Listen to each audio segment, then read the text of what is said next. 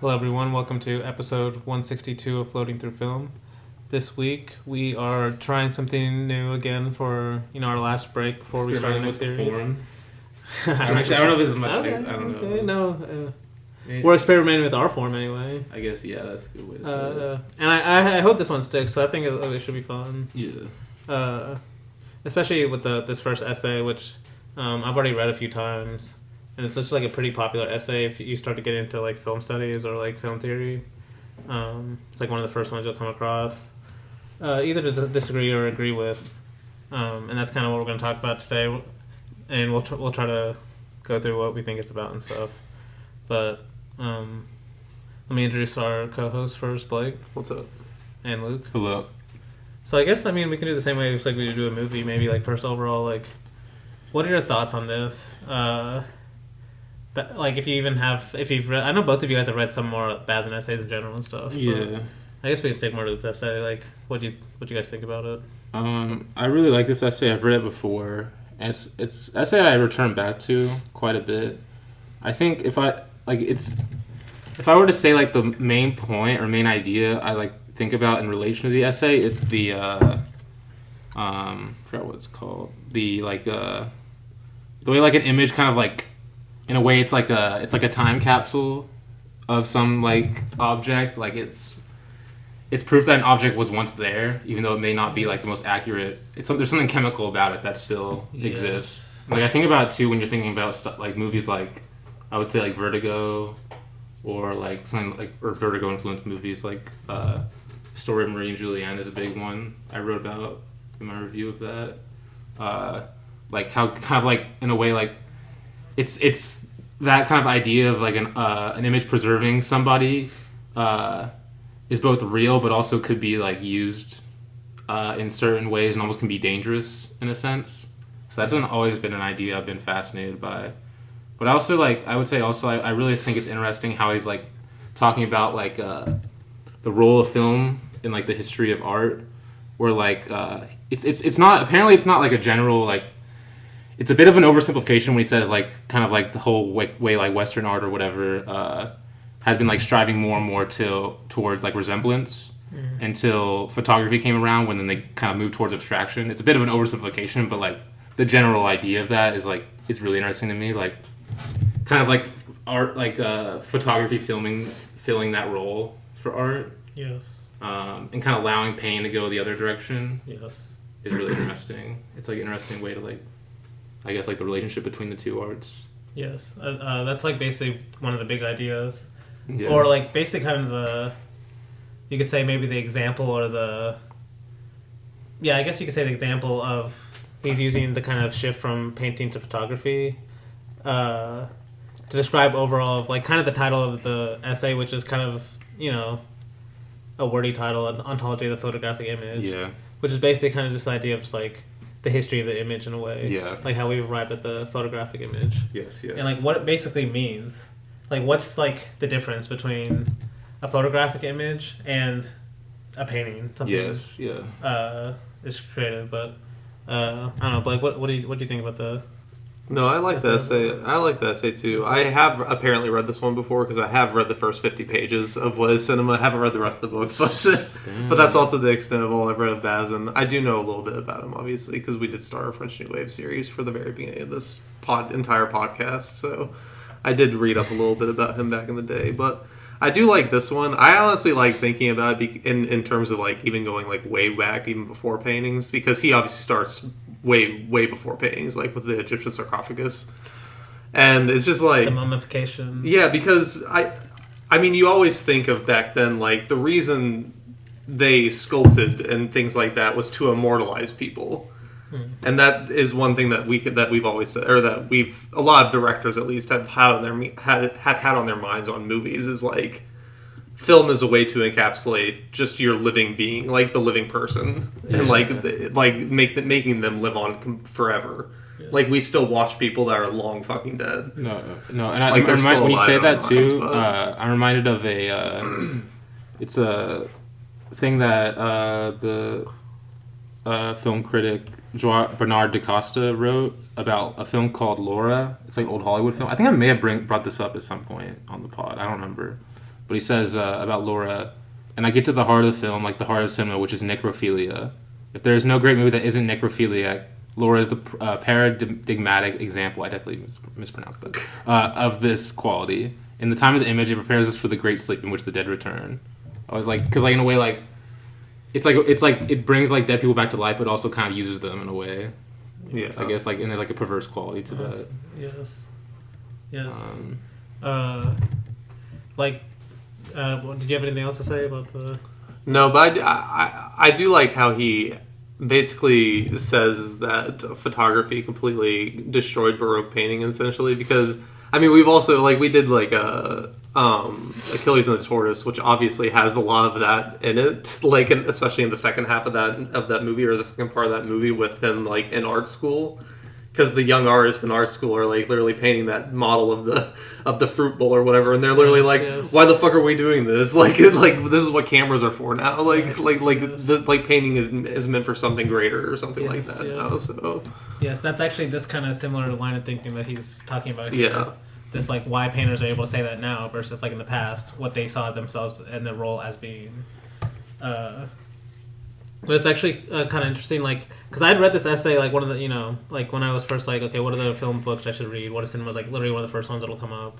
So I read this, and, like, I found it really interesting, but now that I've, like, actually studied painting a little bit, too, and rereading it, it's, like, it kind of, like, makes more sense in the film context, too. Like, it basically shed more light on, like, I can see what he's saying, because basically this essay, to me, like, is about, like, okay, so when we watch a film, that we we know the character's long dead, but we still feel like they're living. Like every time the film like comes alive to us in a way, like it's embalming time, like he says, and he says that's like basically on a whole different level. It's on a different scale than what like a painting does. What he says is like it eternalizes time.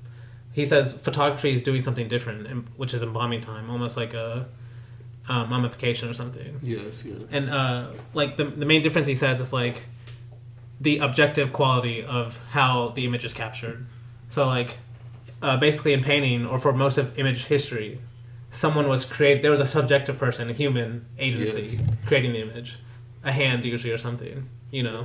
Now for the first time, this objective mechanical reproduction of the image is being created. It's basically taking the human out of it, and we'll go through the essay. But like, basically, he's taking the human.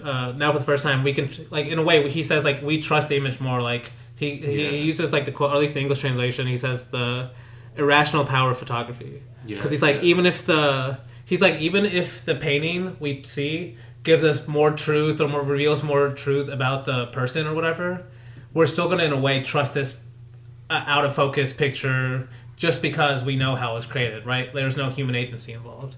And he says, like, in a way, that's close to, like, what the Egyptians are doing when they were mummifying. This idea of, like, basically being closer to reality. Like, we know because the image was captured, something happened. There was something that actually happened. There was reality there. Yes. And that's what he loves about film and whatever.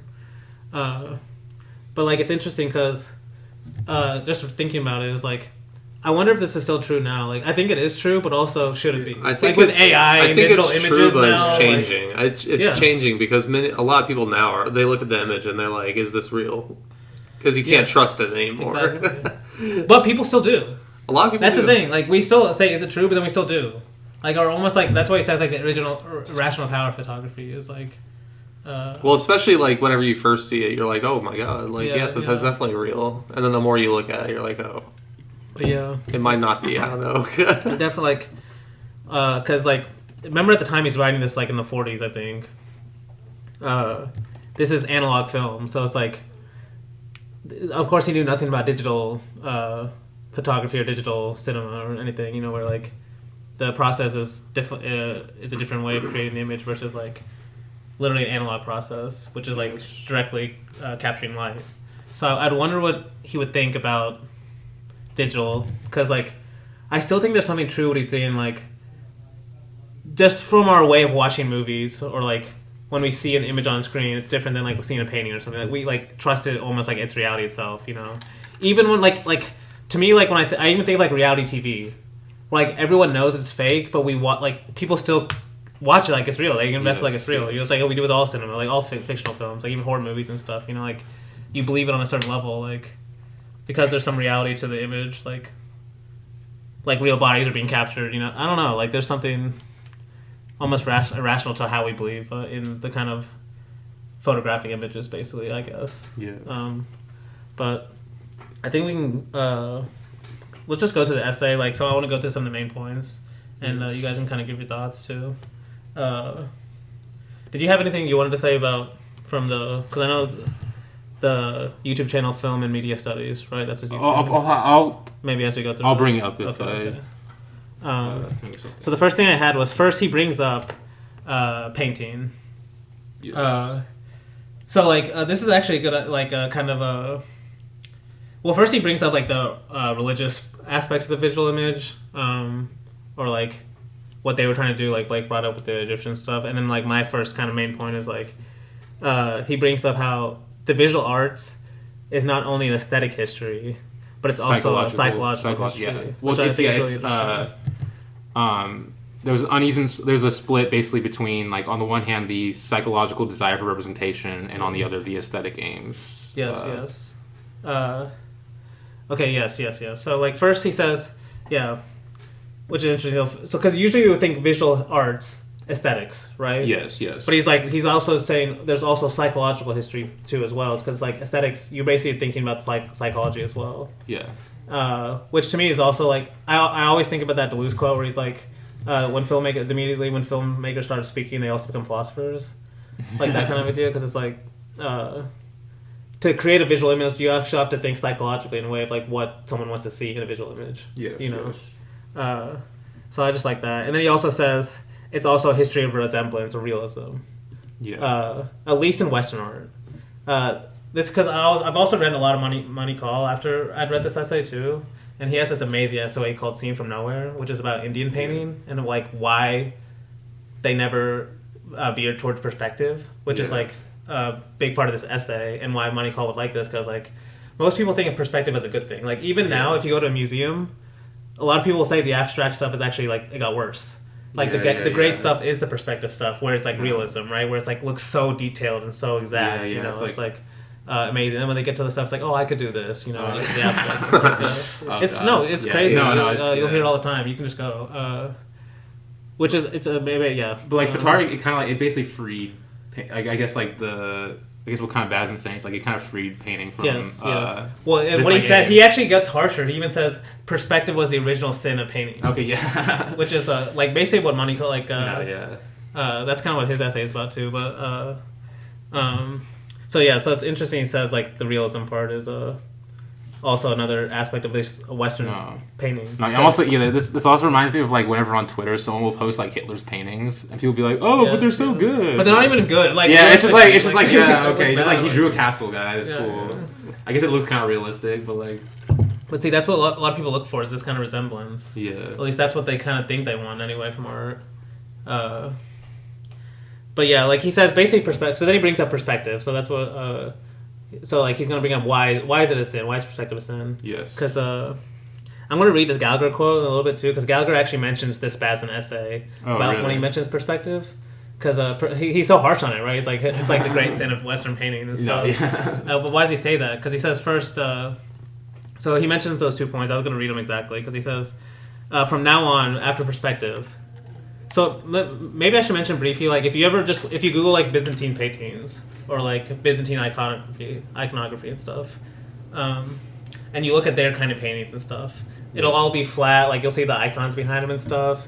Basically, it won't look realistic. Okay. It'll look more, I guess, iconic. Like they're trying to be spiritual and stuff. Yes. And so painting over time, it became more realistic looking, like with like the pre-Renaissance, Renaissance. Yes, exactly. This like kind of era, 18th century. Through the introduction of perspective and its kind of methods of making stuff more realistic. So he says, from now on, painting introduction perspective is torn between two aspirations. One was strictly aesthetic, the expression of spiritual realities in which the model was transcended by the symbolism of form, while the other was simply a psychological desire to replace the outside world with its double. So basically saying first there's the aesthetic of you're trying to express spiritual realities, which basically in his kind of view is what art should be doing, right? But then he says also now there was this other psychological desire, not only for this expression of spiritual desires, but also literally just to be resembled. So how do we achieve like this illusion of form, basically, this outside resemblance to him, which is obviously bad. He's kind of saying basically that's bad, So now now painting's been split in two. Like it used to be now with Byzantine religious paintings and stuff, like art was trying to express a spiritual reality. Yeah. Now he's saying it's still trying to do that, but it's also trying to be just realistic as well, like just trying to capture realism. Yes. And he said he's going to say obviously that's bad. Yeah. And so basically the Gallagher quote's kind of long, but basically his whole point when he calls Bazin out is like you basically can't say perspective is all bad because of that, because he's like perspective is a style just like any other style, and it can be used bad. And he's like originally a perspective wasn't convention, it was new, and then over time perspective became convention, where like it just became something people use over and over and over again. It became something new. That's basically Gallagher's point. But yeah, so like basically that's like now like for Bazin's view, like that's where perspective is split into. Now it has like these kind of like opposing tendencies in a way. Yeah. But then like that's why now if we bring in photography, that's why he says photography is now freed painting. Yes. From realism. Well, doesn't he say like it's automatic or like yes. This he talks about the process of mechanical reproduction. Yes. Right? Yeah. And he says because first he says because of the human presence, there's always a doubt in the image. Yes. Like because of like this kind of human agency, but because of photography. Okay, let me read this quote because he says first. Moreover, the important thing about the passage from Baroque painting to photography is not mere material improvement. And then he has in parentheses, for a long time, photography was inferior to painting in recreating color. It is rather psychological. Photography completely satisfies our appetite for illusion by means of a process of mechanical reproduction in which there is no human agency at work. The solution lay not in the resulting work, but rather in its genesis. Yeah. So basically this process of how the image is creation, that's the whole shift, yes, right? So like, he's saying like in art, because of perspective, like now people are looking at painting and stuff, there's like these two desires. Yes, we want the spiritual kind of desire of art, but we also like want an exact representation, yes. But now photography comes in, he says like can basically abolish that kind of desire in us, because that photography does that so much better. Yes, because the painting, and it's not because of just like a painter could actually make something look way more realistic, or like he says for a long time, color was actually way better in painting than it was photography. Yes. It's not even just about the exact; it's just the way it's created. It's not the human. Yeah. There's no human we have to trust. Yeah. At least for him. Now, like what say with AI and stuff, like there's also that doubt that's also creeping in. At least it should be anyway. Yeah. And I think he has a quote where he says like, for the first time, the only thing to come between an object and its representation is another object. Yes. Which is the camera. Yeah. Or the way it's captured, right? What's capturing the image. Yeah. Which is not a human. Although, do you think there's trouble with that? If you're saying like, I do think there's not a human, but the human is. There's a human taking the image, at least. Well, that's basically the next kind of section I have. Because that's where I'm like, because this is where he's like, photography is not an art, and the other kind of, like I mentioned earlier at the beginning, is like, the other arts, he says like internalizes time, photography embalms time, right? Yeah. And he says for the first time an image of the outside world takes shape automatically without creative human intervention. See that line right there, without creative human intervention, following a strict determinism. And then he says the photographer's personality is at work only in the selection, orientation, and pedagogical approach to the phenomenon. As evident as this personality may be in the final product, it is not present in the same way as the painters. Yeah, okay, yes. And that is true. It's not present in the same way as the painters. But to me, like, the selection, orientation, and pedagogical approach, like, to me, that's just as artistic as like what a painter does. But even if it's not the same way a painter does it, And even with digital photography now, you also have agency over what the picture looks like afterwards too, because you can edit it. So. Actually, I'm really glad you said that, because I was listening to this David Bordwell interview about, I think it was about Ozu, but I forgot, it was a while ago, and he mentioned this George Lucas quote about when he was making the prequels of how George Lucas talked about how he saw basically digital cinema as more like painting now compared to film. And so I had to go look it up, and he says the exact quote, or one of the quotes from this thing he talks about is like, quote, very much of the painting school of filmmaking, which is you put a layer on, and you put another layer on, and you put another layer on. You look at it, see how it is, redo it. It doesn't evolve linearly. And that was like George Lucas talking about making the prequels. And, because it's like, I love how it's almost like coming back now. It's like, Bazin's like, and I think that's what's difficult about a lot of like digital cinema now, like, and why people have so much like yearning for like, oh, film, the image and like the film look and stuff. Yeah. It's because it's like, digital cinema is kind of more, to me, it is a different kind of way of approaching film. Yeah. You know, more like a painter, like in terms of like the flexibility it gives you in the post processing as well. But like even if we're just sticking to what Bazin says, the photographer, let's say he's only doing film photography, okay?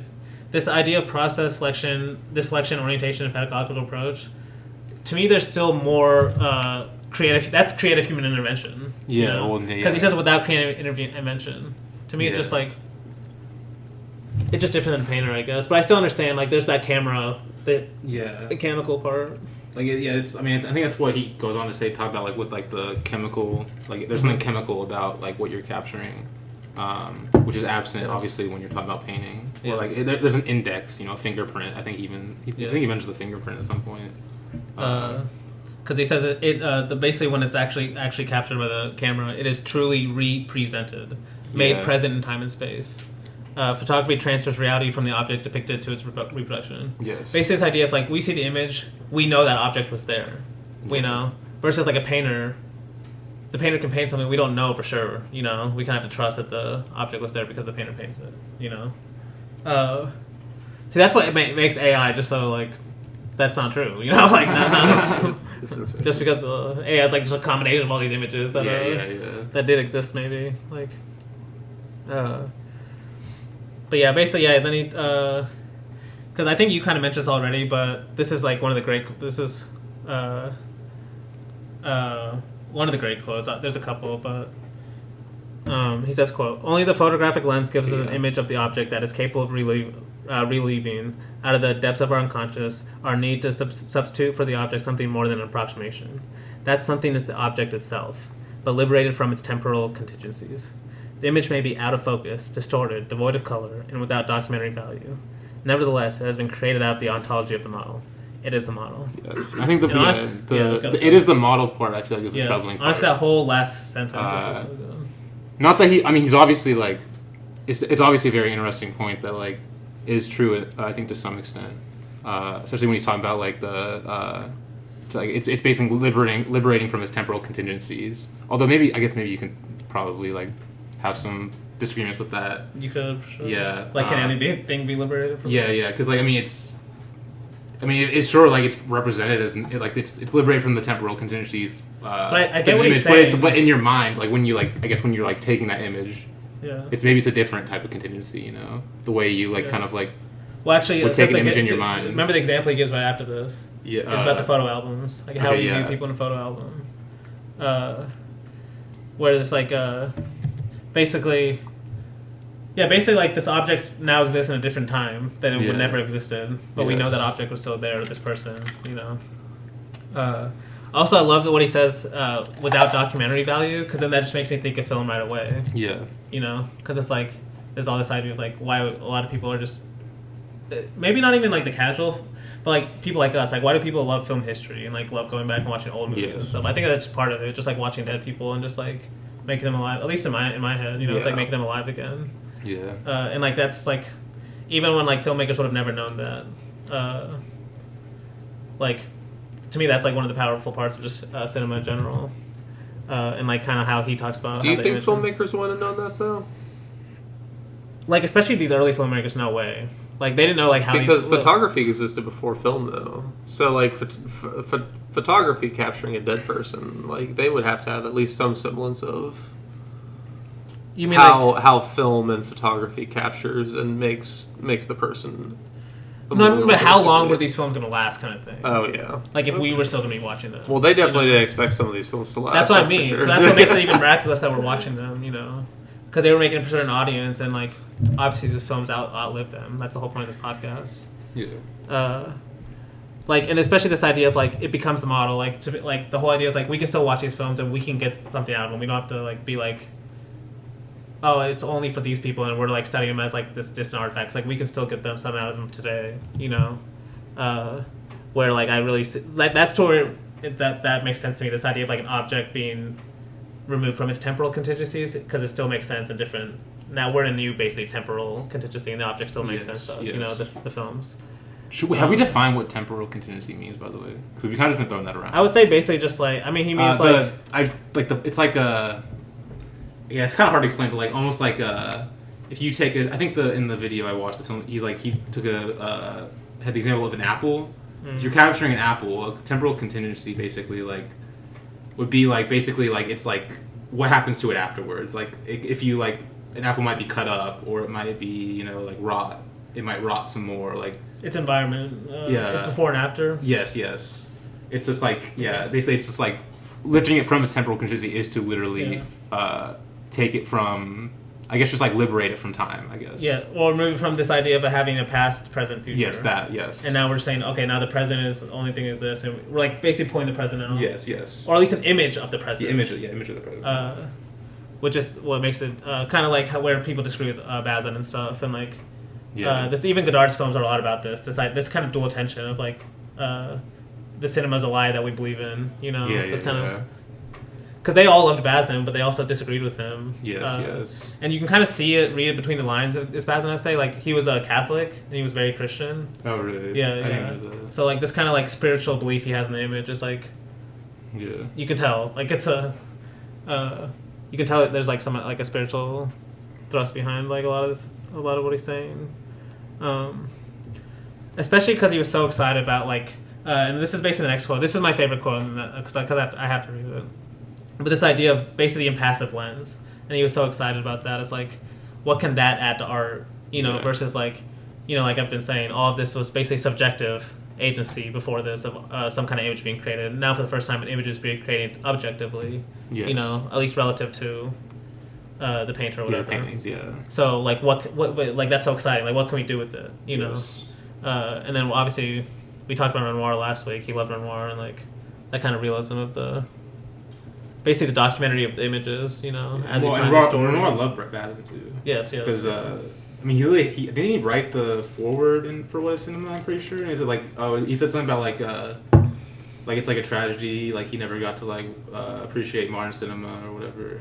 Yeah. He like died in 1959. Yeah. No, he's like I think I mentioned before, but he said something like, cinema will remember Bazin way more than it'll remember like most of the filmmakers. I forgot the exact quote, but it's like a really great compliment, something like that. But let me read this quote, because it's my favorite of the essay. Quote, only the impassive lens, in stripping the object of habits and preconceived notions, of all the spiritual detritus, which basically means waste or debris, that my perception has wrapped in it, can offer it up unsullied to my attention and thus to my love. In the photograph, a natural image of a world we are no longer able to see, nature finally does more than imitate art. It imitates the artist. And I love that, like, first, the idea of, like, basically of stripping away habits and preconceived notions. That almost sounds like Buddhist, like, in the way of, like, they see, like, meditation and stuff, this idea of, like, stripping away, like, these idea of, these kind of habits and preconceived notions of our ego, basically, or something, you know? And then, basically, he believes that much in this kind of objective nature of the image, basically showing us, like, a person without the human kind of notions, the basic negative stuff we might bring to it, you know, or just anything we might bring to it. And then like that last part where he says, nature does more than imitate art, it imitates the artist, where it's like, he's almost saying like the photograph is like nature, letting nature create the image itself, rather than like a human kind of getting in the way, which I think is so beautiful. It's like, I think that's so great. Like it's, like when I watch Renoir or something, that's how I think of. You know, it's almost like nature's like he's like letting nature kind of just like. Or like Malik. And as we watch Ray too, he's gonna feel very similar, especially with the Apu trilogy. It's like, This idea of like nature's kind of this like cinema is about nature itself, like the cycle of nature or something.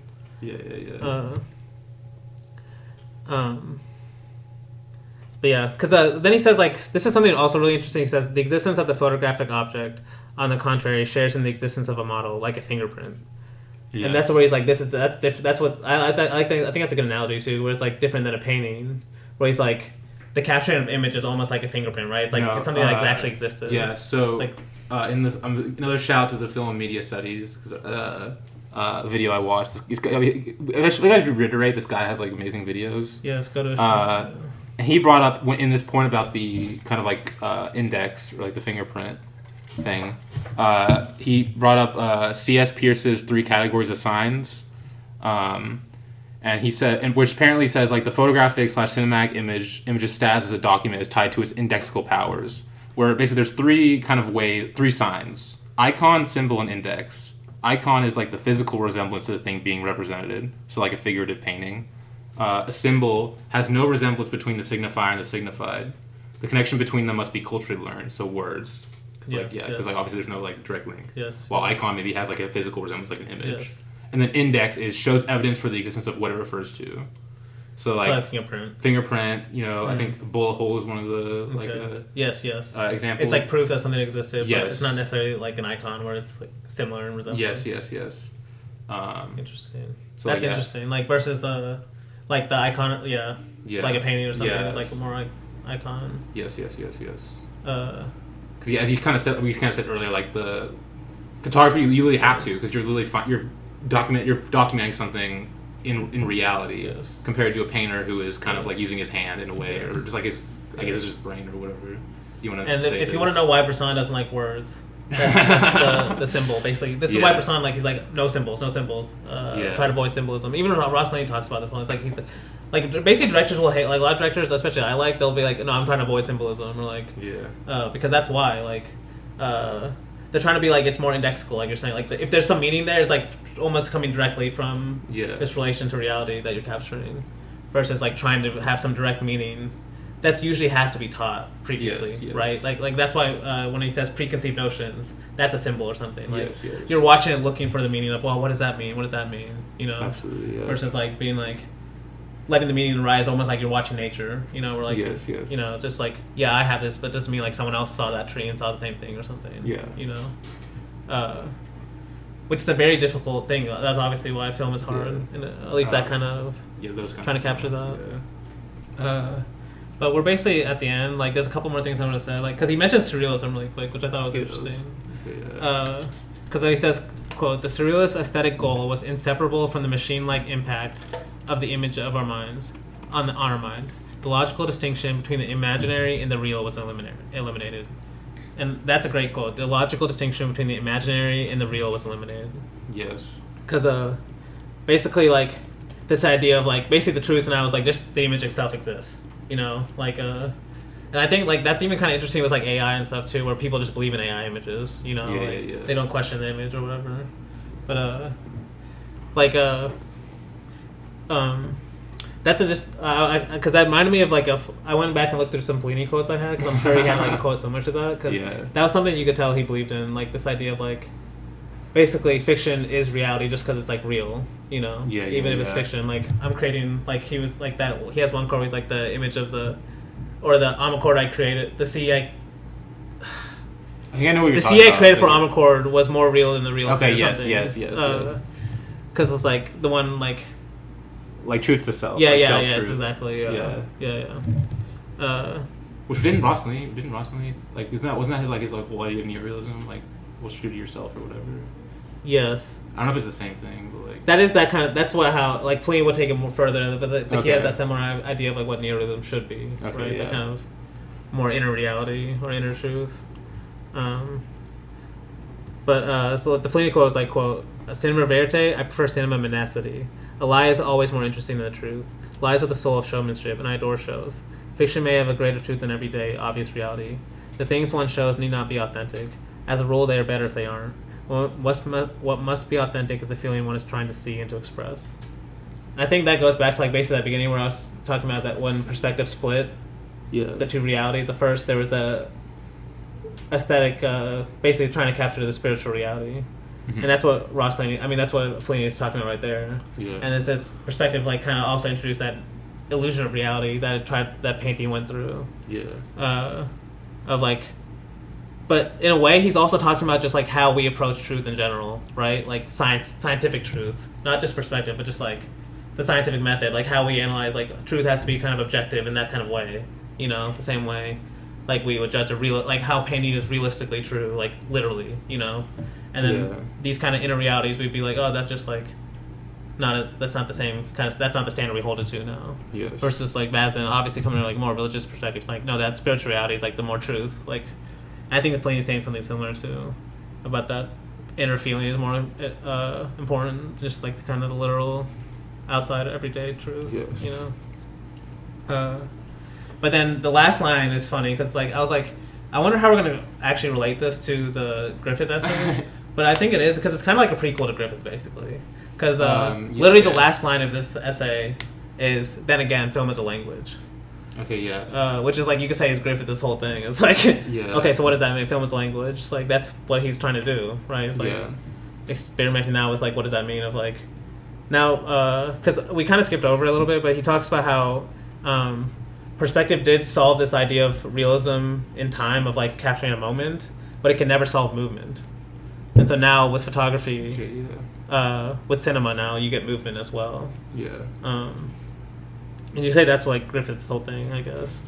Yeah. Just like it's yeah. I'm interested to talk about it. Cause like, I'm still trying to understand Griffith. So no, and I barely know about him too. You probably know the most about him. I don't know. I think know. You do. It's like it's tough. It's tough for me. I mean, we can go ahead and get it because there's like multiple things. I guess like. You know, we can just go ahead and... Because it's like... Because you can apply them, I guess, to the Bazin thing, as we're supposed to do, even though it's difficult. I have some, like, vague ideas, which I don't know really... Like what? I don't know. Some of the long takes, I don't know. Okay. Maybe. But, it's just some, like... Every time I read about this, everyone talks about how, like, the... he's almost like... how he's doing everything through purely material means, and I still am not really sure what that means. What do you think it means? Like, because I'm not sure, like, what that, like, material means, like it's realistic? Like, I guess maybe, yeah. There's, like, like, how just kind of, like, I guess down to earth maybe it is. Mm-hmm. But, I don't know, Griffith's interesting to me, because, like, you can, I guess you can, which we're going to try to do tied to that, but also, like, he's very heavily influential, apparently, on Eisenstein, too, like, with the montage, which I guess is, like, which I don't know if you would call it a counterpoint to the Bazin. Well, I feel like our next essay should be Eisenstein. Yeah, we definitely. Absolutely. That's why we're starting with this one, because I wanted to do Eisenstein essay after something with Griffith. Yeah, but Griffith didn't have it. We haven't read enough about Griffith to have interview or something. For sure. But this is literally like before. This is like I said. This is like a prequel to cinema, basically. No, yeah. Which is why. Griffith is just like Griffith's like very much a forefront of that. But yeah, in terms of this film, just in general, like, I think I love it. Okay. Because I'm still trying to figure, because there's definitely some troubling things with it, because it's really interesting, because, like, obviously there's some weird racial stuff, because it's Griffith. Yeah. Although, like, whole film, it's, like, kind of progressive, though. It's, like, because, like... Well, did you say you made this in response to... Some people, because... I thought that was intolerance. Well, and there's people who think this is like even more than intolerance. Even more of a response to it. Because in this one, he's kind of like he's basically saying like the girl has more to fear from her from a relative than like a minority, basically, because the minority kind of is like the saving grace, you could say, or tries to be, at least. Especially since he's from a different country. Yes, exactly. And like interracial couples were like a huge like taboo thing. Yeah. We're definitely not normalized at this point. I think in the U.S. it like literally it was legalized in like 1967. That's like way before that. This is way before that. But yeah, it's so interesting because like I think even then still like I love it because like I don't know, it's not like. The contradictions are interesting, I guess I would say. Like, there's certain contradictory elements, and like, of course, the time period you have to analyze it from that. But in terms of just the filmmaking, like, it is like so simple, but it's amazing like how he uses some of these like spaces and like the mise en scène especially. Like, I think of like a lot like the scenes in the girl in her father's house and how he like stages those. Yes. Like, it's amazing. Like, oh my god, like. The way in a way like she's confined to like only certain chairs in the house in the background. Like one of them, he forces her to like stand by the like the stove basically, and like she can only sit down at the dinner table when she's like serving her. Otherwise, she's like either there in the back. Yes. No, because there's a great moment. It's like almost like it's like a Yeah. confinement for her, like a jail for her in a way. It's kind of like treated like that. But it's even worse. Like it's like a habitual jail because like Yes. there's like I should mention I like all my notes got deleted for this. So like Yeah. I'm trying to remember. I wrote down some of my main stuff I remembered, but you just brought up another one that I wouldn't have remembered unless you brought it Okay, up. cool. But Glad. where like even when the after the father leaves and she's gonna eat, Yeah. and she goes to the table to get food, and you think she might still sit down at the table. Yes. But she still goes to the corner to eat. Yes, like even exactly, when the father's yes. not there too. Yes. And just like little stuff like that. Like you can tell like see, this is where I think cinema is like can be really great, and I think even like painting starts to learn from cinema is like how it can be like capturing just like little details like that. Yes, exactly. Where like you're just slow to, like you can tell like the director is like trying to capture reality, but he wants to capture these little moments that like you notice, and like I was talking about with nature, you know, it's like more natural, like the way you would notice something in nature. It's like not everyone noticed that kind of thing, you know, whereas but it's not like looking for some like kind of direct meaning. Yes. I think to me that's always one of the powerful things about cinema, even like with bad movies, right? Because it's like we're getting so much, you get something out of it, even like because the image has so many things out of it, even the director didn't know what it was going to do. Exactly. Yes, you know? yes. And to me, the great directors know that already. Yeah. And that's why they just like are open to, they just create open images and stuff. But like one of the, I guess I can go next. Like some of my favorite things about it was, first of all, just like I don't know, like what's the timeline of his movies, honestly? Because I should have done more research on him. But, like how late in his process is it? It was like 1919 or something. It was 1919. I think Birth. Let me. Because I just noticed like how like 14. Intolerance. okay. Was Intolerance 16, came. I think. Intolerance came after. Yeah. Intolerance was Birth of a 16, Nation, I I'm think, pretty might have been his sure. first feature. because it's like crazy how basically like efficient this movie is. Like Yes. Oh, I absolutely. can see, like it's insane. it just goes so fast, and it kept me interested the whole time. Yeah. Even normally I don't love a story like this, just in general, this kind of tragedy. Because like as we're going to talk about it kind of sounds basic. It Oh, is absolutely. Like you have to watch a lot. Like you said, the mise en scène is really important, and just like how efficient he is. Like okay, we get a like you just have to think about none of this stuff had been done. Like a lot of this stuff Yeah, hadn't been done. that So it's too, like yes. oh, we get a prequel scene. We get like 2 flashbacks. We get like the way he's using. He loves the flashbacks of certain moments with the guy also, going back to the temple and stuff. Yes. And also, I forgot to mention too, I read this essay. I might send it to you guys if you're interested in it. It's called Broken Blossoms, Griffith and Conscious Expressiveness in the Early Days of Classism. It's like a 16-page essay. It's really interesting. Okay. But he mentioned also, like, this movie kind of was also, it was kind of anti-classism in a way as well. When you think, because, like, he defines, like, apparently Bordwell defined, like, classism as, like, you're kind of, like, almost, like, always very much focused on your main character and that, like, you never stray away from him. Okay. And this movie kind of doesn't do that at all. Like, there'll be scenes, like, there's a scene, like, Who's the main character? No, that Exactly. yes. And also, like there'll be certain frames of this movie, which also, there's a lot of depth in this movie. Some of the frames, like it was one where the one where they're looking at each other through the window. Yes. Oh my god, that Yes, frame is so good. Yes. But like there's a scene where like you'll see like I think it's like the Chinese guy is it's like a flashback. I think that's what he called in the essay. I never really even got it was a flashback, but like it's like him smoking opium. And, like, you couldn't even tell which one's him, basically. He's, like, in the corner, like, on the side. Oh, I like, know the shot you're talking about. Yeah. So you're saying something, we're already getting that kind of... Yes. Like, it's sort of, like... Basically basically, this kind of talks about perspective in a way, because honestly, yeah. Perspective is, like, basically there's a focus point, right? Like, your eye is drawn to a certain thing. Yes. And almost like, there's a certain... there's a convergence. Your eye converges at a certain point.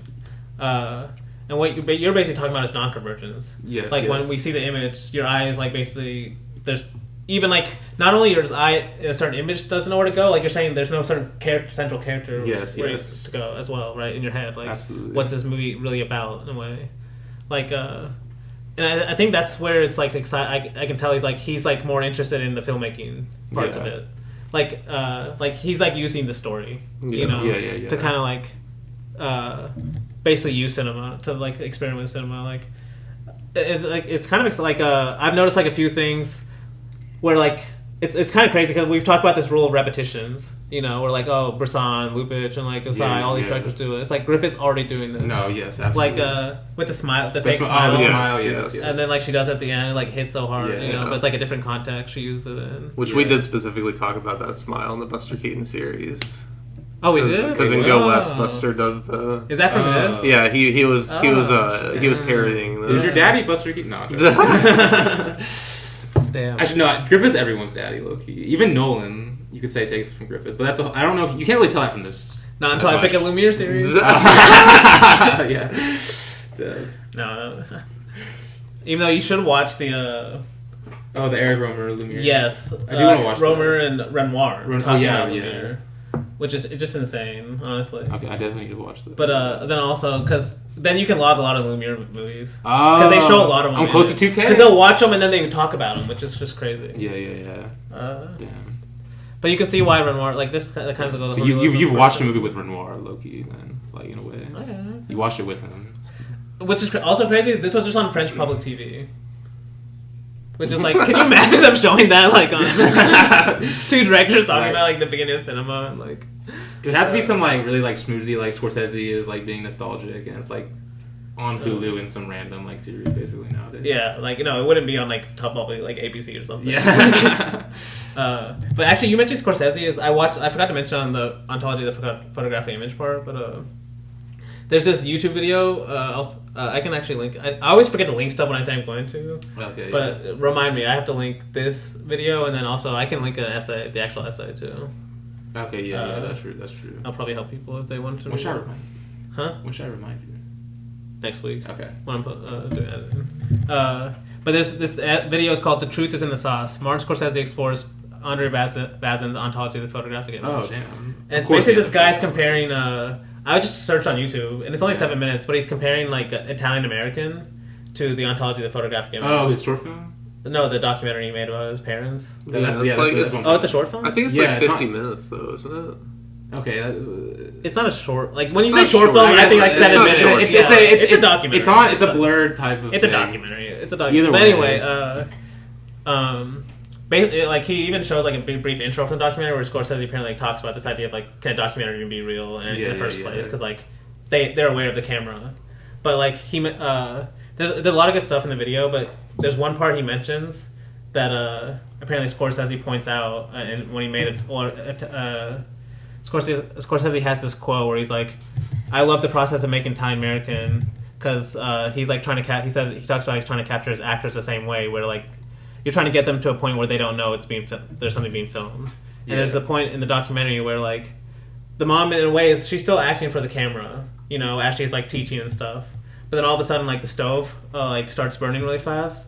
And then like she like basically has a moment of like impulse where she like has to go fix it and stuff. Yeah. And he's like basically it's like those kind of moments that he's trying to wait for. Those like capturing the moment where like they don't even know they're being themselves, that kind of thing. No, I think there's no. Because for most of the time they know the camera's in front of them, and all of a sudden like when it's like a kind of.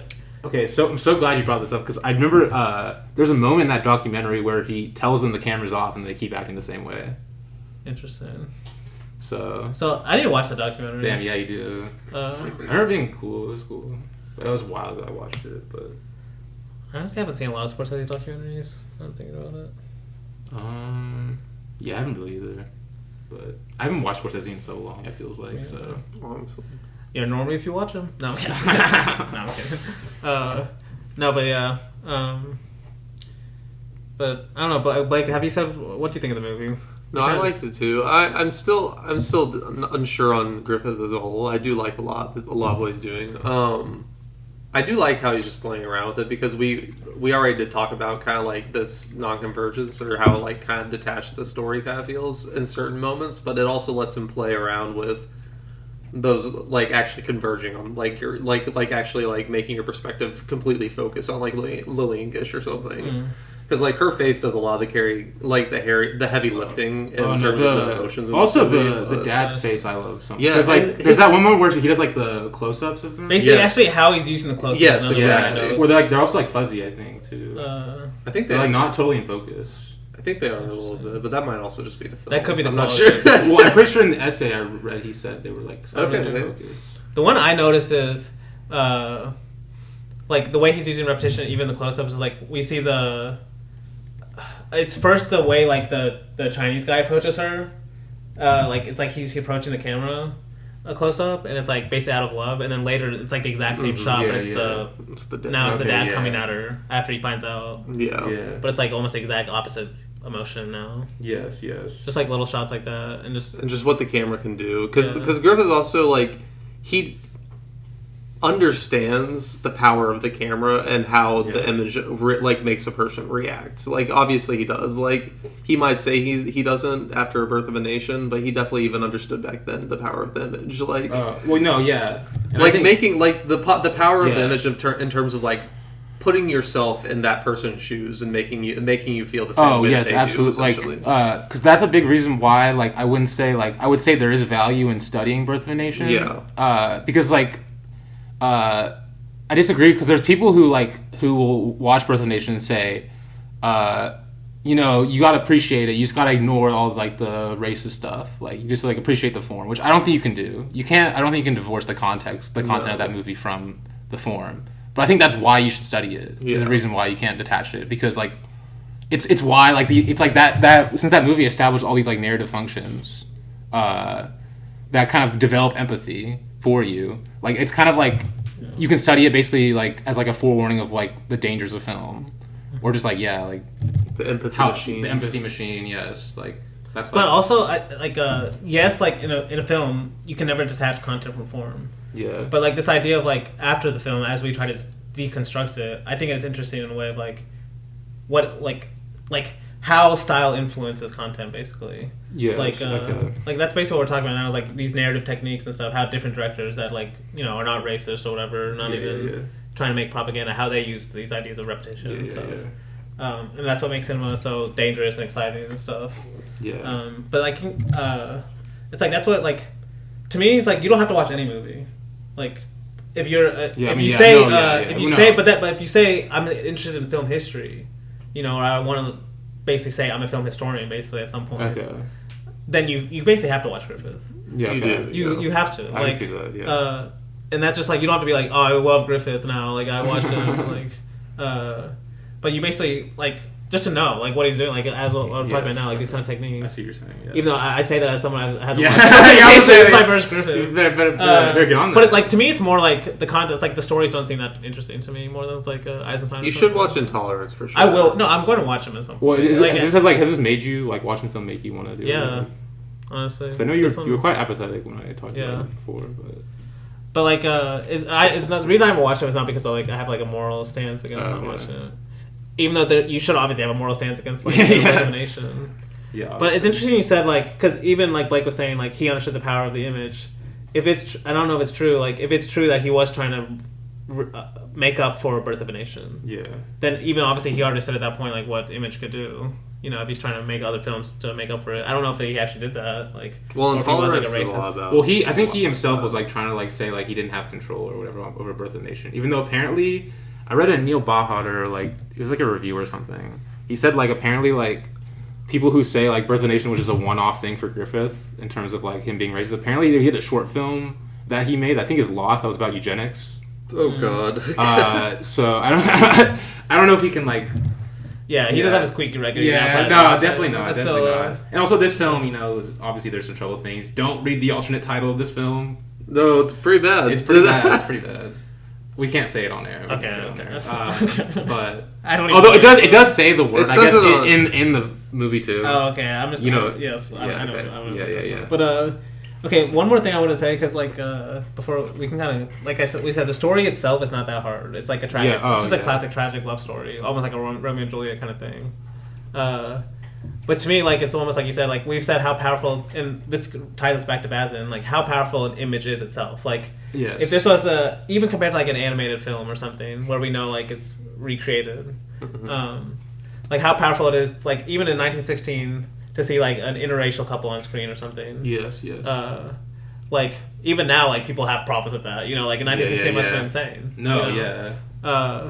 So like stuff like that, and then like my favorite thing is like I just have this. I've always noticed this about film. Like if you go back and just like watch filmmakers from all over the world, like even the filmmakers we've done, like basically if like cinema really can reveal something about reality, like that painting can't other do, especially like in time that other paintings doesn't have, and like that's something more like Deleuze and other like film. Hopefully, we'll do other texts in the future about that, like how film is a time medium and how it can like. That's why it can reveal different kind of aspects of art that other arts can't do. And one thing I've always noticed is like basically this idea of like how women suffer in this world, basically under like male patriarchy, like all these contexts. You know, I think about like Bazin and Mizoguchi. Mizoguchi was the one I was thinking of too. Yeah, but basically all these filmmakers have this kind of version, right? It's like, and the way I have it notes is like basically what goes on behind closed doors is like a big theme of cinema. You know, this idea of like what goes on behind. Basically, behind a closed door, like when you're in your bed or something. How many times we see bedrooms and stuff in film? Yes. But this idea, like what's in a bedroom, is like usually like, especially if it's a man and woman, it's due to like a woman suffering under a man, like in so many cases, right? And like it's just crazy, like even in this, like this early, like we're still getting a movie about that. You know? Especially like we even talked about her face and stuff, like because basically it's like her face is basically sorrowful like 95% of the movie. No, you know, she's literally trapped in prison. Yes, exactly. This kind of prison life she's having to live, and just like Mizoguchi was the other one I was thinking of. Like a lot of his early movies are about that. Yeah, and basically letting the camera do the work. It's like this is like objective, right? Like this is not like we're creating this kind of myth of like that's how women live. It's like this is how women live, you know. But yeah. I guess do you have anything? We can go in like. I mean, it's gonna be pretty simple. Yeah, like I said, I lost my notes specifically, but it kind of just it starts off with like the prelude of like also that great shot of to go to England basically. Yeah, the great shot of like that ship too. Yes. So I just love thinking of like how all these like every basic technique he's using is like has to be like basically brand new. You know, the introduction of. You know, a wide shot of the dock or whatever, and then showing us the temple and stuff. But yeah, he's basically we learn how he wants to like basically make an impact in the West. He has these ambitions. He gets like bullied by the like American sailors. Yeah, well, he basically sees how he's like watching the Americans act. He's like, they need the Buddha, basically. The Buddha. Which I don't know. A lot of like the Buddha stuff, I don't know how accurate that is. Well, I mean, he basically. Well, see, in a way, this is for a Christian audience. Okay, I was like, I don't know. But even though this is like a teaching of the Buddha, but like obviously Griffith is saying like because like the teaching of the Buddha he gives is quote: "Do not give blows for blows." The Buddha says, "What thou dost not want others to do to thee, do thou not to others." Okay, so basically the golden rule. Basically, like the turning the other cheek. Yeah, like Jesus said. Do unto others as you have them do unto you. Yeah, that's the golden rule. Like everyone, like a Christian audience at the time, even now would understand that. You know. So basically, he's kind of saying, like, see, he's already universalizing this guy. Yeah. You know, basically, he's not a Buddhist. He's, like, someone we can sympathize with. Okay, yeah. Also, you know, we've already talked about, like... But the Buddha also does have quotes like that, so... yeah, exactly, yeah. But, like, but he's basically making it more westernized. Yes, he is, But anyway, so he goes to America, and then we see, basically... Another thing I love, he just cuts time, like, a time jump, too. Yes. And then, he's just working as he's just a storekeeper. A storekeeper now. Yeah. That's all I love how sudden it is. He's known as like the Chinese storekeeper. Yeah, we don't have to get a whole scene where he's like, nowadays the movie be 2.5 hours and be a whole scene where he's like, oh, we have to get like this long scene where he's like running across the street into the China shop where he's like his whole life. Statue of Liberty upside down. No, all right. Wait, what's that, bro? The Brutalist. I haven't seen it. It's just like everyone's glazing it. Sorry, I had to like make that joke. You haven't even seen it. There's just a show of the Statue of Liberty upside down. But it's upside down. Get it? Because America is like... I get it. Not as what it seems. It's a bit backwards, if you know what I'm saying. Catching my drift. Anyway. No hate towards Bruce. I haven't seen it. It's just like funny. The upside down shot is nothing on just boats or like the sailors on the boat. The arrival in the land of liberty. Exactly. Yeah. The chaplain. The intertitle definitely helps that one, I feel like. It's so good.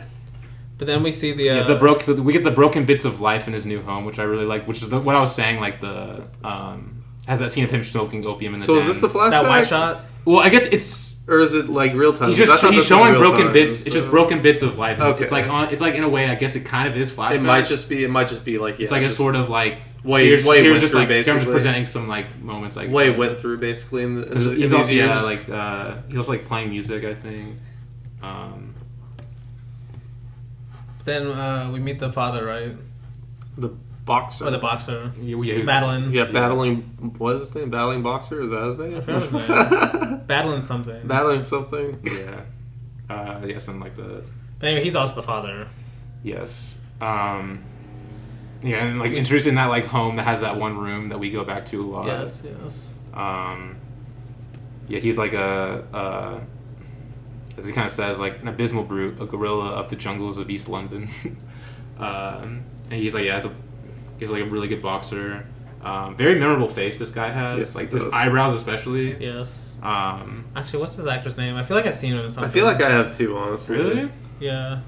I was thinking it was in like some Keaton movies, maybe, but I can't remember. So. Definitely has like the tough guy, like silent film, like tough guy, like brute guy. Oh, It's definitely an the archetype. brute. Oh, definitely. He's in okay. How Green Was My Valley.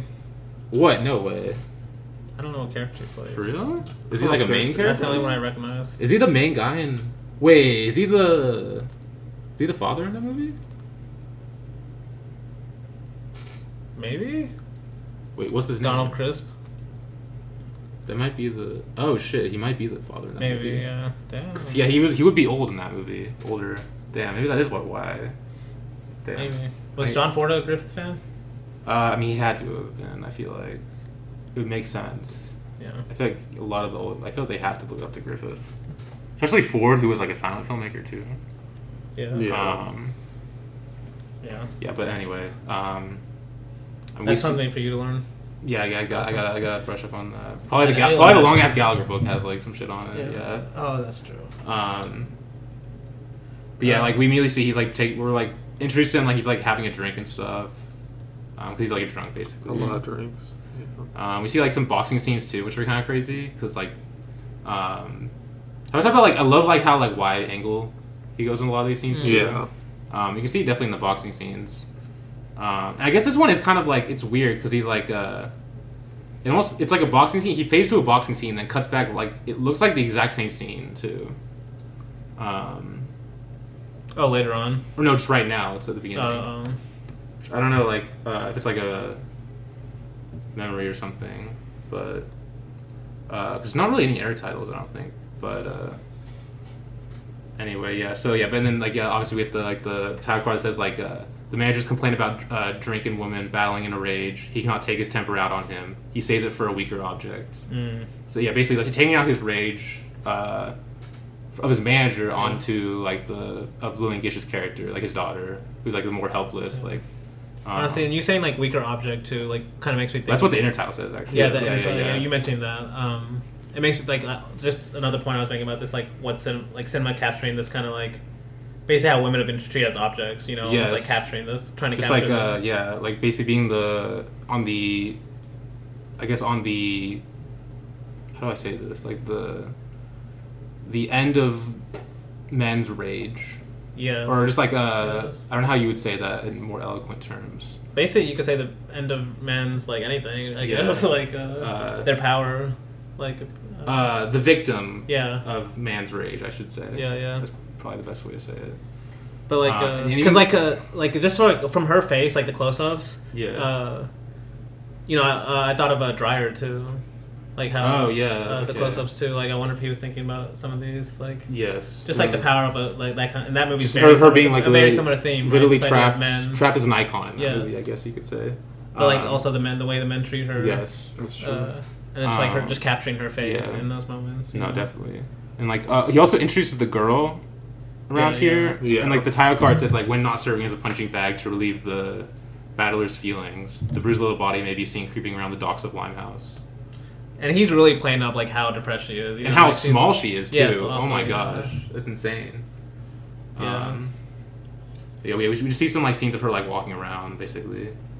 Yeah, it's so funny like how many scenes of this are just like, it's like so great in a way. Like It's actually that's what I actually loved about it. There's not a lot of narrative like Yeah. thrust in the movie. It's just more like these kind of moments. yeah, And I think you mentioned this at the beginning, but how long some of these middle scenes are. Of, like, no, yeah, it's just like her like walking. the first like especially the scenes with her like we're kind of there now like with her and the father together, where she's like having to feed him and stuff, and then where she's having to force the smile and all that. Yeah, It's like very drawn out, you know. Where like I kind of miss like silent cinema, just like these like just letting the images kind of do the work, you know. Versus like now like there'd be so many cuts and stuff, and we'd have to be like, oh, what's this like specifically about? I mean, one of my favorite I think shots in this movie is whenever she's going back home a little bit later than usual, and she like pauses at the door because she wasn't expecting her dad to be home, but she can you assume, I mean, obviously you can't hear anything because it's a silent movie, but you assume she can hear him inside because she like pauses at the door and then like opens it slowly, and then the dad gets mad that she was there before or like after 5, but it was before 5 or something. So I don't know, it's crazy. There's also a really interesting idea you could say that Griffith is talking about is maybe part of the progressive ideas of the movie is when he has she sees the woman. The woman tells her like, "Don't get married" or whatever. Yeah. Yes. And then he says in a title card, "Warned as strongly by the ladies of the street against their profession." Yeah. Which I thought was really like the idea of like marriage being like a job or profession or like. Well, then she goes and meets those 2 like prostitutes on the street. Yes, when like in which I mean I think we talked about on something like McCabe and Mrs. Miller, like the idea of like marriage being like prostitution or maybe like more socially accepted prostitution. Yes. It's kind of that idea. Yes. Also, especially like she's already touched on this idea of like what were the choices women had like at the time. You know, okay, she wants to escape her husband. Like, where can she go? Or not her husband, her father. Yeah. Like, you know, and she's like, don't get married. Like, her first option, get married. Then okay, no, don't do that. Yeah. It's like, okay, then it's like her other options like don't walk the street. Okay, don't do that. No. So, basically, you're stuck. basically you need a miracle. Yeah. That's Or like that too. She kind of, or at least like. Or just death as released, basically. Yeah, exactly. At least like there is some like that kind of Mouchette aspect to it, where like if she would have had to go back to her dad, this death might have been better off. You know, okay, you don't want to say like that, but like it does feel like release in a way. You know? Yeah, for sure. I think I really thought of Mouchette when the beginning of the movie. See, that's another movie. The kind of subject I'm talking about too. Yeah. But yeah, like there's this scene also kind of has this, like after the father eats and like she does the smile and stuff and he leaves. This is the shot I was talking about where she grabs food from the table and it's like this great frame shot too where then she goes back to her corner and still just like eats it really like just hunched over. Yeah. Like basically like as if he's still there, even when he's not. And then like we get the there's like a quick scene of where now we're watching the missionary, or the Chinese missionary watch an American missionary want to go into China, like basically preach the same news to them. Which is like I think that's so funny too. I think there's a lot of levels of that kind of joke of like just like I mean I could go on and on about missionaries and too, but like just this idea of like the Western world like being like, oh, we have these ideas that no one else has ever heard of. We like preach them and stuff. He even says he even kind of subtly says like, I wish him luck. Like, he says I wish him luck, and then like the pamphlet he gets is so funny. Like you almost say he's like criticizing Christianity too, because the pamphlet he gets, the first thing he says is hell.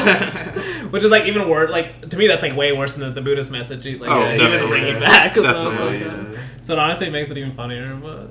His face is so funny too. It's also accurate.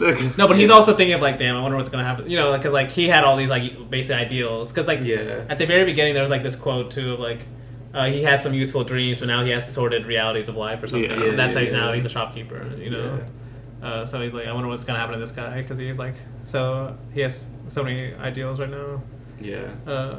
And then we get her shopping trip where she like has to like she gets like the. It's weird because it's like tinfoil is apparently currency or something. Like, because like one of the, like she like has like she gets under the brick in the floor of the room of like their house or whatever. And it's like there's a note from someone too. I forgot. I don't know who's exactly from because like the cursive is hard to read. I swear that's like every silent film for me. It's like here's a piece of paper. It seems like it must be from her mom or something. Yeah, because it's like she's been trying to like hide it. She hides under the under the brick. The brick, yeah.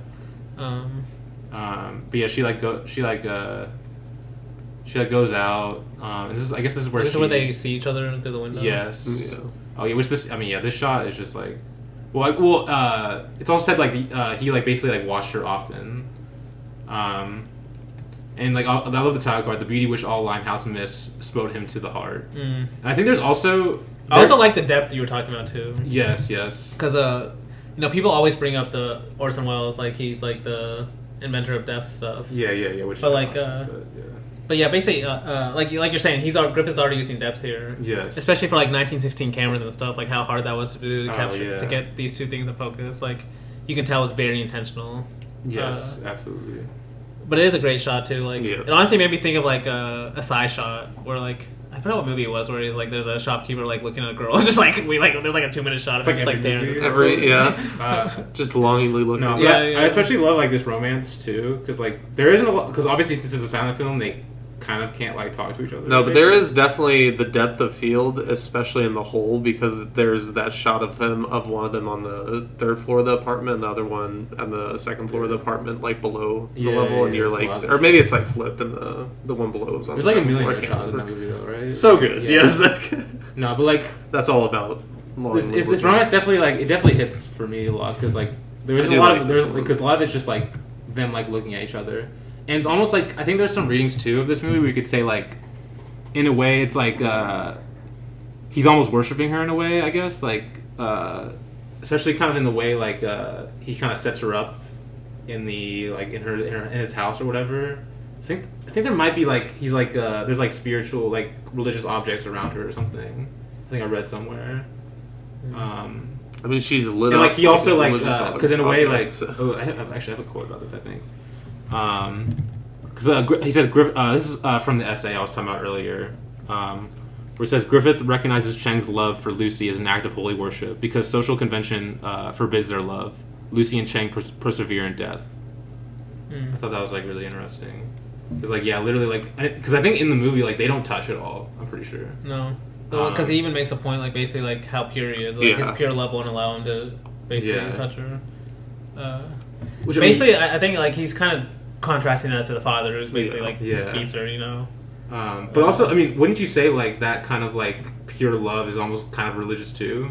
I think Isn't so. that, I think you can get that 'cause- reading like he's treating her like a idol or something. Yeah, it's like an idol. Because An I feel like that's kind of like religion is kind of love without, I guess, like yeah. touching or. Actually, I don't know if this is exactly where you're going, but we're not doing this Satyajit Ray movie. But he has a movie called Devi, which is basically this kind of this tradition in like Hindu religion of like thinking a goddess has been born in a woman. Yeah. And like people would believe this and stuff, and that's what that movie's about. You know, basically kind of like an idol. That one's kind of negative about it, though. Yeah. Yeah. But a lot of people would say that's basically idolizing a woman is basically negative because you're like romantic. You're basically making her not human. You know. Yeah. Okay. And you can say a lot of films are about that too, like kind of like making a woman an icon instead of making them a human. It's like I mean, Lola Montez about the. yeah. Yeah. Yes, that's kind of like yeah. Yeah. You can say Pure Love Foods about that in a way too. Yeah. Damn. But yeah. Anyway, yeah, we're on the shop. Like basically, yeah, they're like. She's like he helps her like buy the flowers, right? Or does he? Or wait, I know she like there's that eagle that this other one-eyed guy. Yeah. who's like honestly he's like great playing an evil guy. Yeah. But He's like the he spy guy, basically we get like this is where he's like really pulling on the emotional strings where he's like Lucy starts for a heartache flower but like the tinfoil's not enough. Yeah. For her to buy Yeah. it and stuff. Well, he doesn't like bring out like a. Oh yeah, he like brings it out, right? And like looks at it like he's like gonna do it, but then like doesn't she like? Does he buy it? I wait. Let me. I thought does she leave with it? Or no, it's another guy. I think like distracts her or something. I forgot what he says. Yeah. But then. But there's the next scene at least I remember is like when he beats her. Yes. This is where we actually get like it's actually a brutal scene of him actually hitting her. Like with the whip and shit. Yeah, with the whip. Yeah. I think it's his belt. Is Really? that his belt? I thought It might be. Maybe. It's a Maybe long it's ass just a belt. whip. It might be That's a a long whip. ass I don't belt. I don't know. It looked like a whip, so. No, yeah. It might have just been a belt though, for sure. And then it's like in my the mind, shot- it was a whip though. And it's like the shot of just him like putting on his hat too. Honestly, it's Yeah. like the checkered hat. And All stuff. satisfied, and leaving Yeah. afterwards. Yeah. Oh yeah, and like she also like she's like, oh look, Daddy, the dust on your boots, and like starts like kind of frantically Yeah. like Just trying to do desperation. anything. Trying to do Yeah. anything to. This is also where she's like Appease him. like the level of abuse is like so extreme where like she's more worried about him getting in trouble for killing her or like causing serious harm. She's like, if you do something, you could get in trouble. Basically, they'll hang you if you do something to me. Basically, like she's not even worried about herself. You know, like even at this stage, she's thinking about like him first. Which is like that's the thing. That's what I love. Where like, well, I don't love that, but I love the like where cinema makes you think about these different layers. Where he's just showing like almost like this is like an event that is happening, but it's like really showing you much more of like this kind of psychological abuse is like much stronger than just like the physical abuse, you know. Yeah. Where it's like she's still like just worried about him no matter, even while she's getting beaten, you know. It's harder watching her like grovel than it is watching it her is. actually Yes, get exactly. abused, That moment where she's like trying to dust his boots off, you know. Yeah. Yeah, exactly. And like but then that's where she's like walking, basically stumbled out, like stumbling out, like. Also mostly wide shot too. Yeah. And the Chinese guy's returning from tea and noodles. Anyway. Hey, I mean, tea and noodles is fire though. It is fire. It's just like I love returning from tea and noodles. Maybe we need to do that sometime. We should get some. It's just like, it's just. I mean, I've returned from beer and noodles many a time. Yeah. Honestly, I prefer that or some sake or something. Okay, yeah. I need alcohol. The tea of the gods, sake. Yeah, she kind of basically she just kind of like collapses in his house, basically, or in his shop, I should say. Yeah. And he's basically a miracle for both of them now. Yeah. It's a pretty like lengthy scene too. Of him like finding her and stuff. The first one of the good quotes is the first gentleness she has ever known. Yeah.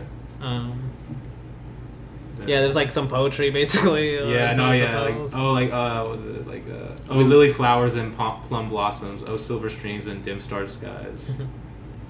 I mean, the shots of her in the bed are definitely like it makes you think of the religious iconography almost. I can see that. Yeah. Like and like you have like the magical robe treasured from an olden day that like he puts on her. Yeah.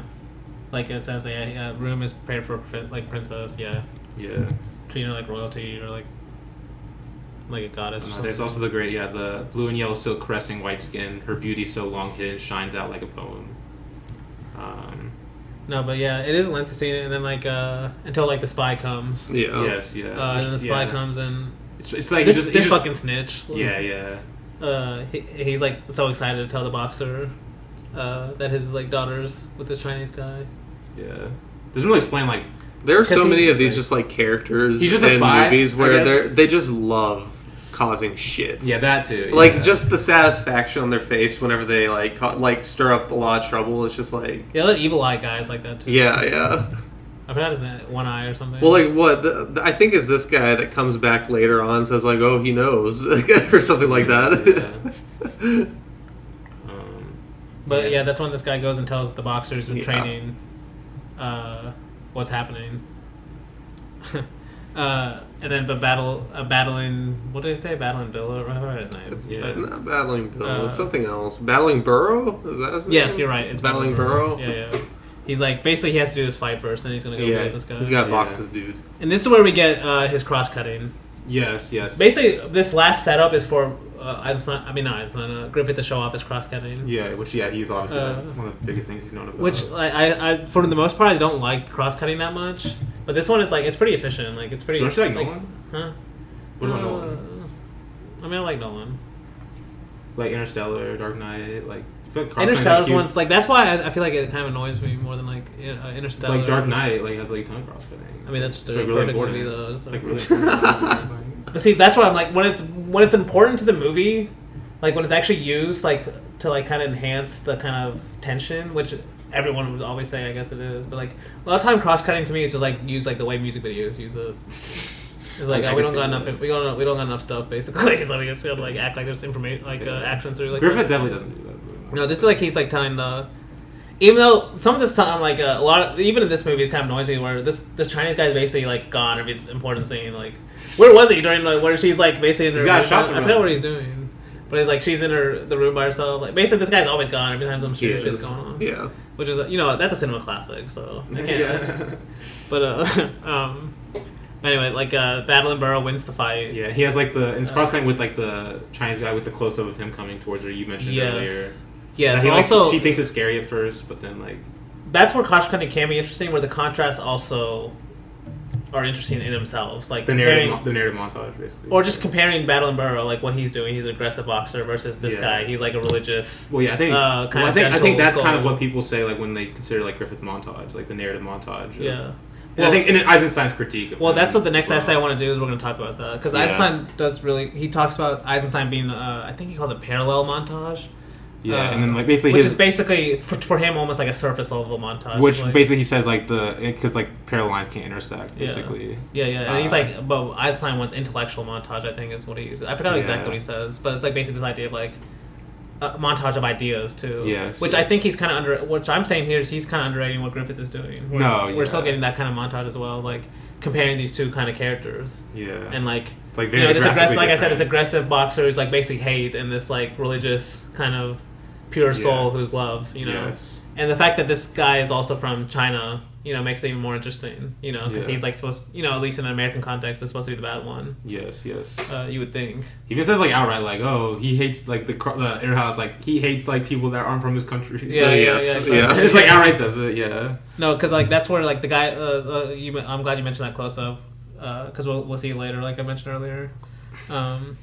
Where he's like, and then it says, but he doesn't actually kiss her because he's like his love remains a pure and holy thing, even if his forced foe says this. Yeah, I think that almost like leaves it as like a religious thing, like at least for him, because like now he'll like she dies too, so he never actually gets to kiss her and stuff. So it's almost like he took care of her, like it was like she was like an angel or something that just came to him for like a day or something. So I forgot where he goes. Where does he go when Battle and Burrows come into? Because I know the other guy. I know the other guy comes back and tells him like Battling Burrow knows or something. Because he's like really satisfied that he snitched on him basically. But But I don't know where he runs off to after he gets told that. No, because he actually goes. Maybe he's going to buy flowers. Actually, no, he is. Because he's actually at the flower stand with this one-eyed guy who's like so excited. Yeah, is so excited. Actually, and this is where I'm like, Griffith is already doing this this thing where like one of my favorite thing in film is like Bresson does this a lot. But a lot of filmmakers do this where they just hang on a shot after it's over. Yeah. For like no reason, Yeah. You don't just cut it right away, or for no reason in the film's narrative, I guess. Yeah. But this one's just kind of weird because it's like this evil eye guy. Like after he leaves, he tells him, and the Chinese guy, he's like running back to go save her. He like hangs on this guy, like grabbing a flower and like holding it, just smiling. Almost like just to emphasize how evil this guy is. I don't know, like so honestly, I even like he so got good. the flower. He got the flower at the end too, like instead of this girl. He's like, you'll you'll almost never like emphasizes get the like evil flower. wins. Evil's about to win here. He's like, you'll never get this flower. Yeah. It's almost like foreshadowing too. It is. It's just so crazy. Like it's the shot. He even fades to black on this guy, like just holding the flower, smiling. No, yeah. He like smells it. It's why it's so most memorable. evil shot ever. It's why it's so memorable though. Like it's so good. It's like, Well, then he pays the guy too. When he's like so proud he can buy this flower. Yeah. She'll never get one, Damn. And like then it cuts back to this guy destroying the Chinaman. Destroying the room. You have the close-ups were really cool before. But then like basically this cross-cutting thing, like now we've seen this like kind of thing happen so many times, but I wonder if people at the time were like freaking out, like, oh, are they gonna meet? Like, is he gonna get there in time? Well, no, because actually that's a very common thing, and I think of cliche where like it would have a lot of songs at the time would have this kind of like oh, will this person get here in time? And a lot of times, even Griffith's films had this a lot, I'm pretty sure. And a lot of times they would get there in time, which I think this was part of the kind of like anti-classicism in the essay I was talking about. Like, and the fact that this film, that he just shows up too late, is like basically. Well, see, that makes it more tragic. That's why I was saying Romeo and Juliet. Which to me is still more classic. Like, you say it's more classic, but it's like that's the tragedy versus like more of a. Actually, film kind of leans away from tragedy over time, which is kind of interesting. Because like you're saying, more film cliche over time would be like he gets there and saves her. Yeah. That's why I was saying it's interesting. Like this guy holding the flower is almost like a foreshadowing of like she's not gonna get this flower, basically. Damn. But yeah, like she's basically even at this point where like I think they're back at the house now. Because like he's basically dragged her through like there's also like a quick shot. This is another fun thing I kind of noticed. There's like one shot he has to, because he's like, how am I going to get the streets hazy? So like while he's like still destroying the shop or whatever, there's like one shot of like the docks where he's like, and it's getting misty outside. Yeah, yeah. And it's like, oh, just like one little. He's like, it feels a little forced because it's like, but it's still fun because like later on when we get this, like, okay, that's why you had to put that there. Yeah, Like when they're running through the streets, like that's why they couldn't see each other, because it was so misty outside. And also the Chinese guy also arrives at his place when he like sees it destroyed and stuff, and he's like trying to find her like while he's back. At the house, like now, and she's still basically like worried about him getting hanged while he's like beating her. Yeah. And this time she like locks herself in the closet. And like he like breaks down the door. Got some Jack Torrance vibes. Yes, I literally thought of that. I was like, I wonder if he was thinking of that too. Like the way he breaks down the wood, like even from the way it's shot, from that side shot, like and he like rips it through. And that kind of like the way the wood breaks too. Damn. There's something terrible. There's like it's like really terrifying. Yeah. But then like obviously we're gonna see like she basically dies after he beats her this time. Dying. I think this is the part where it reminded me of Mouchette when the title card says dying. She gives her last little smile to the world that has been so unkind. Honestly, yeah.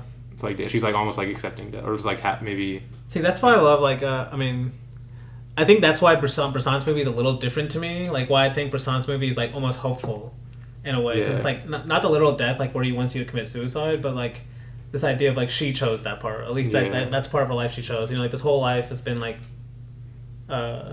people doing stuff to her, to abuse, and like that last moment is like almost something she chooses. That's why it's like there's like happy music there.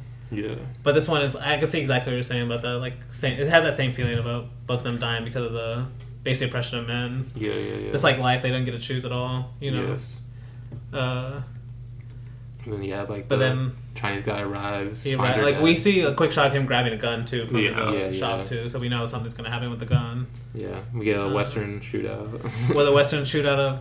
I also love the way this guy dies too, because he even like is like collapsing like a boxer, where he's like trying to punch, where it's like you can't fight a gun. Honestly, he has the axe basically. It's like bring an axe to a gunfight. Well, at first he has the axe, then when he drops the axe, he's like trying to he's like the way he's collapsing is like a boxer too, he's in boxing formation, which is funny. And then he carries her. Yes. And then brings her to the bed, like in the destroyed room, too, like back to the destroyed room. We get like what the.